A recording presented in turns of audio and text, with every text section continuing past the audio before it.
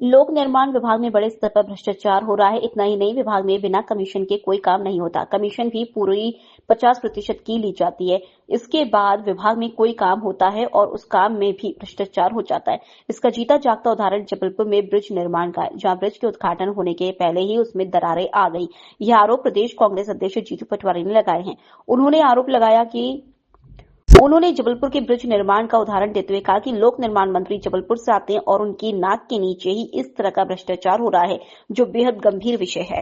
ये जबलपुर से ही है पीडब्ल्यूडी मिनिस्टर, और चूंकि वो जबलपुर के ही है तो यानी उनने कौन से चश्मा पहना था जो वहीं का भ्रष्टाचार नहीं दिखा उनको, इसीलिए नहीं दिखा कि कमीशन में हिस्सेदार है। ये बिल्कुल स्पष्टता से पीडब्ल्यूडी 50% कमीशन के बगैर चलती ही नहीं है, चलती ही नहीं है।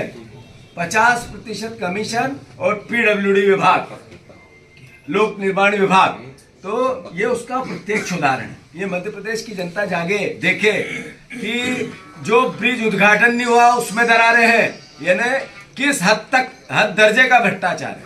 जहां तक कमेटी गठित करना लिपाप होती है, जैसे लिखते हैं ना, वापस उसको जो दरारों को भरना है तो फिर कमीशन इस तरह की जांच कमेटी को बिठाना है, उससे पहले कमीशन लेना है, वो ले चुके हैं। सर, इनकी सरकार सेना और पुलिस की ट्रेनिंग देने जा रही है सर। फिर से मैं समझा नहीं पाया।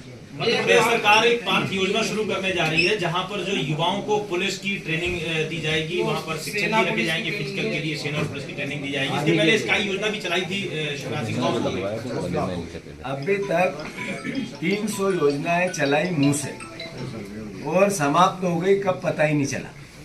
तो मुंह से योजना चलाते हैं, मुंह से, केवल भाषण के लिए, इवेंट के लिए, अखबार की हेडिंग के लिए। अरे योजनाएं 73 विभाग की, आपने 73 योजनाएं 33 विभाग की समाप्त कर दी। अब नई योजना फिर ले आए। पुलिस विभाग की ट्रेनिंग की योजना है और पुलिस विभाग की नौकरी निकलेगी, तो उस ट्रेनिंग को देके क्या उनको और परेशान करोगे? तो नौकरी तो दो ट्रेनिंग के पहले, उस पर तो बात करो। आपने पीएससी के बच्चों को फोटो विजुअल करा लिए और कहा कि हम 1 लाख नौकरियां देंगे, और जैसे ही उनने बात चालू कर जेल भेज दिया। तो ये कौन सी योजना है आपकी? तो ये सरकार सिर्फ मुंह में इवेंट करने की सरकार है, झूठ बोलने की, हेडलाइन बनाने की सरकार, विज्ञापन देने की सरकार है, और चोरी और करप्शन और कमीशन की सरकार। योजना इसकी लूट की योजना। सागर में छापा पड़ा है, 150 करोड़ का टैक्स चोरी की घटना सामने आई है सागर से। सागर वाले तो बहुत सर, इंदौर की घटना, जीतू जी, इंदौर में बीजेपी के पार्षद आपस में लड़े और बाद में जो है एक बड़ा वीडियो वायरल हो रहा है बीजेपी के पार्षदों की आपसी खींचतान। अच्छा, बीजेपी का चाल, चरित्र और चेहरा, पार्टी दूसरों से अलग है। ये कैसी पार्टी है? जहां बलात्कार का केस आता है, आप सर्च करो तो सब बीजेपी के लोग ज्यादातर निकल के आ जाते हैं। इस तरह की एक पार्षद दूसरे पार्षद के बेटे को नंगा कर रहा है, ये चाल चरित्र और चेहरा है इनका। इनका चाल चरित्र चेहरा कैसा कि इनके अध्यक्ष जो मंसूर का था, उसके चाल चरित्र चेहरे की बात हुई, वो पहले सर्वविदित है। यानी ये पार्टी अलग तरह की है, ये सही कहते थे बीजेपी वाले। ये अलग तरह की पार्टी में सब अलग तरह के काम होते हैं। अभी तक निर्वाचन की